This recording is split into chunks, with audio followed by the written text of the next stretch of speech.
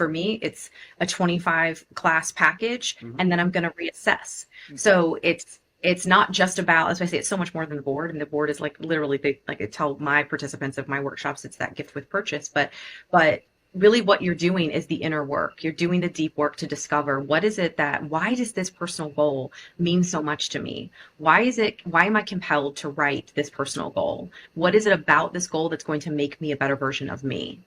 I firmly believe that if we know who we are personally, we show up in our professional lives as the best version of ourselves. Companies get better individuals, more engaged, more happy, more empowered individuals and employees who are aligned with not just their personal life mission, but their purpose within the organization. They see it all a lot more clearly when we're able to define what it is that we're doing in our personal life. When our personal life is messy, when we don't really understand what it is we're doing, and we're kind of aimlessly waking up every day and just going to work and kind of like shooting from the hip and just we're going to figure it out. That's when things start to fall apart. And it works in both worlds. So we have to know who we are. And that was really a lot of the reason I think why I settled on this work and why this work was really put on my heart, because I was that mom. I was that woman who was kind of showing up at work as one person and then going home and being another. And I needed both of those worlds to collide. I needed to show up as just me and not have those two competing personalities at play at all times. And so when I think about this process, it's getting really clear on those three goals and then tackling one thing for each of those goals every day. Just one thing, just one, because we have already a multitude of things that we are responsible for. So for me, for one of my personal goals, it might look like cataloging everything. Like, I'll just take the business, for example. One of my goals for this year was to have my tax information done before January 5th, basically, to have everything done. So I set a goal to, at the end of every month, go ahead and pull all of my reports from my, for everything and have it done every single month. That's just one small thing that I'm doing to create a bigger goal of understanding my profitability. So when I think about things like that, it's really so simple. We just make it a lot more difficult. I'll use one that a lot of people do, is say a marathon. Everyone wants to run. Mm-hmm. I don't know why. I'm not a runner. Yeah, I'm not a runner. Yeah. Been there, done that, got the t-shirt, and was like, all right, that was a good, I accomplished that, but never again.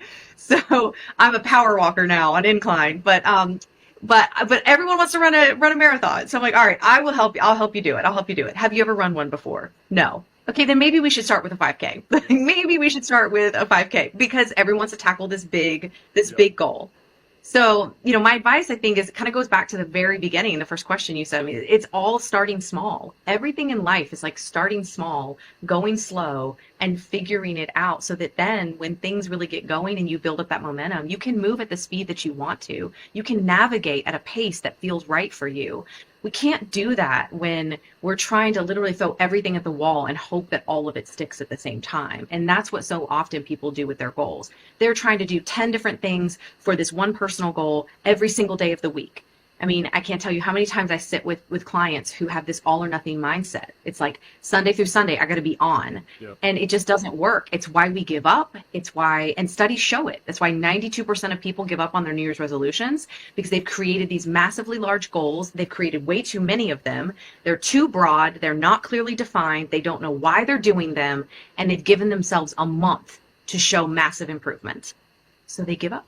62% give up within the first month. So only 8% hang until the end of the year. So for people who've never created a vision board, what materials would they need to create the vision board? Mm-hmm. I mean, listen, I get super scrappy at times. I mean, now my boards are very aesthetic and they're branded and everything. We got the whole deal. But if I'm just someone who's listening to this and says, I've never made a vision board, I don't even know if I'm going to like this. Fine. You know what? Open up an Amazon box. Mm-hmm. Literally, just take an Amazon box, cut like half of it or cut like a piece of it, because then you're recycling. Grab some magazines or get online, find some images that align with the goals that you want, and then put them on your board. But I would say before that, really sit down and answer those three questions. What is it? What do I want? Who do I want to become? What do I want to create? Answer those 3 questions, outline a personal, a professional, and a play goal. Figure out who you might want to be your accountability partner. Think about how often you want to check in with yourself. I plan my week on Sundays, but I reevaluate every Wednesday to see where I'm at. This week's been like today after our call, I will probably go and reevaluate, reassess where am I, and how's the rest of the week going to go for me? Because we have to be checking in with ourselves a lot more consistently along that goal, and then sit down and have fun with it. I have two questions. So what's the one thing you see most people do wrong? I mean, you just mentioned a couple things, but is there a common denominator of when you have clients who go to you probably have tried it, failed, so they need like a coach or a personal motivator? What's the biggest thing you see people do wrong when they create vision boards? Or is it not the creation, but the follow through? Or what is that one common denominator, big problem you see? Yeah. Well, I'd say actually you definitely hit one of them with the follow through for sure, because a lot of people will say, oh, I did that one time, I remember. And then I found it in a drawer 7-8 months later, and one of the things had actually come true. And I'm like, well, law of probability says we put something out there, something's on our mind pretty consistently. And if it made its way on our board, and I'm like, but let's not give the universe that much praise and support for what it can help us do. We still have to do so much for that. Yeah. And so I would say follow through is a big piece of it. Is just kind of people say they'll kind of set it and forget it. It was a fun project with girls. It was a wine night. I don't even remember half the images I put on it, but a couple of them ended up happening. That's amazing. So that would be one. But then there are also sometimes the people that are like, yeah, it really didn't work for me. Mm-hmm. Well, it didn't work because you only saw it the one time. If I'm supposed to look at an image one time and then remember everything that's on it, I'm not going to be successful at that. Yeah. And then I would just say the other thing was just not getting clear, really sitting down beforehand to outline what it is they want to put on the board. So then what happens is when you don't know what you're looking for, now you're looking for everything in the magazines. And so you're flipping through, say, a travel magazine. You're like, oh my gosh, Greece, I got to put that on there. When really all along you've been telling your friends, I got to go to Italy. But now all of a sudden you're blinded by Greece. And it's not saying that you can't go there, not saying you can't put that on the board. But if you outline the goal for it, it just gives you a clearer picture. When I work in groups, it's really cool to see people say, I'm looking for this. If you find this for me, could you let me know? Or I'm looking for this specific word. The next question I have is an accountability partner. You're lucky. You met your husband, soon-to-be husband at 17. You saw him. When I first saw Joe, I didn't get that feeling of he's going to be my lifelong accountability partner. I love the guy. But how important is it to choose an accountability partner? Because some people may go through this journey by themselves, or entrepreneurs feel really lonely. They work with someone maybe in the corporate culture too, but may not share I don't even know your world. I can't advise you on it. When you go search for an accountability partner, how important is it within your circle of influence, outside, maybe multiple? Talk to us about that, because I think some people have good intentions but really feel lonely. I mean, being an entrepreneur is lonely sometimes, but talk to that part of our audience of finding that right accountability partner if it's not the person you live with or host a podcast with. So. Yeah. A couple things. One, I have more than one accountability partner. So while my husband is amazing and awesome and is a fantastic accountability partner, I actually have a mentor and a woman that I work with pretty consistently, who helps me with the business as an accountability partner. Yep. I think he's more the life stuff and definitely helps when it comes to the business conversations, but she's more the business. I would say the accountability partner is just as important, if not more, than the actual goals you're setting. Because if the goal is great and we get so excited by the goal, and then that dopamine response dies so quickly, and now it's like, oh crap, now we actually have to do something, right? Now there's action that has to happen.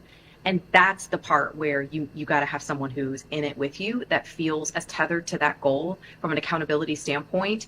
They take that role very seriously, because if not, then, like I said, if it's just a friend that's like, oh, I care about your business, I think you're so cool, I think it's awesome what you're doing, but doesn't know how to provide the right amount of accountability and support for you. And when I say the right amount, and even the right, being an accountability partner, you got to know the timing. You've got to know you have to be in sync with that person. And sometimes it's not someone who's close to us. And so I get why when people say, I couldn't have my, husband or my best friend be my accountability partner, because they need that separation. That's why personal trainers are really great accountability partners for our health goals, because we don't know them intimately in that way. And so they're literally looking at us from a numbers game. You want to get here, I can help you do that, but it's going to take these X steps.